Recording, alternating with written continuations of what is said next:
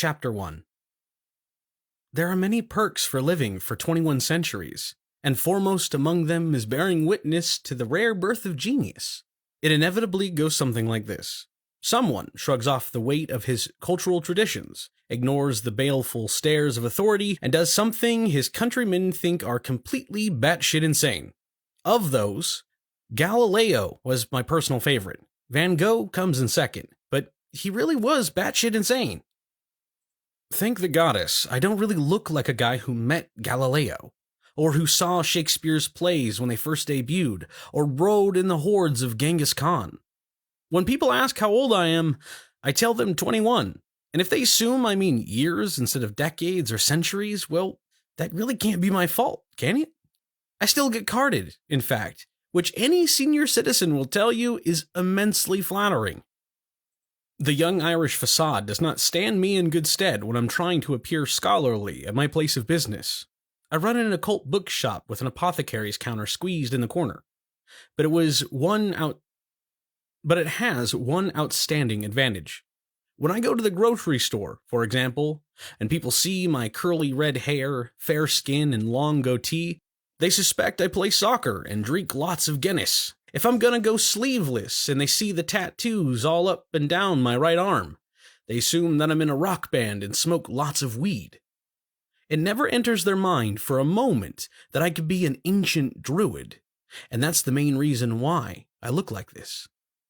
If I grew a white beard and got myself a pointy hat, oozed dignity and sagacity, and glowed with beatitude, people might start to get the wrong idea, or rather right idea. Sometimes, I forget what I look like, and I do something out of character, such as sing Shakespeare tunes in Aramaic while I'm waiting in line at Starbucks. But the nice bit about living in urban America is that people tend to either ignore eccentrics or move to the suburbs to escape them. That never would have happened in the old days. People who were different back then got burned at the stake or stoned to death. There's still a downside to being different today, of course, which is why I put so much effort into blending in. The downside is usually just harassment and discrimination, and that is a far vast improvement over dying for the common man's entertainment.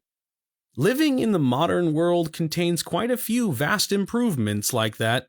Most old souls I knew think the attraction of modernity rests on clever minds like indoor plumbing and sunglasses. But for me, the true attraction of America is that it's practically godless.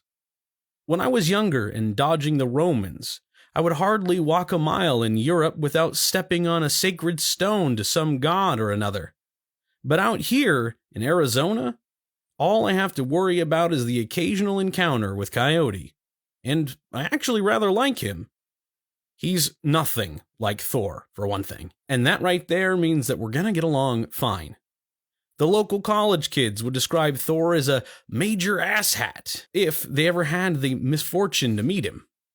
Even better than the low god density in Arizona is the total near absence of fairies.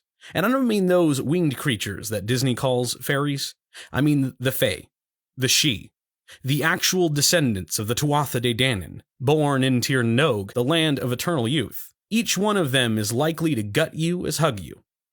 They didn't dig me all that much either, so I tried to settle in places where they can't easily reach me. They have all sorts of gateways to the earth in the old world, but in the new world, they need oak, ash, and thorn to make the journey, and those trees don't grow together too often in Arizona.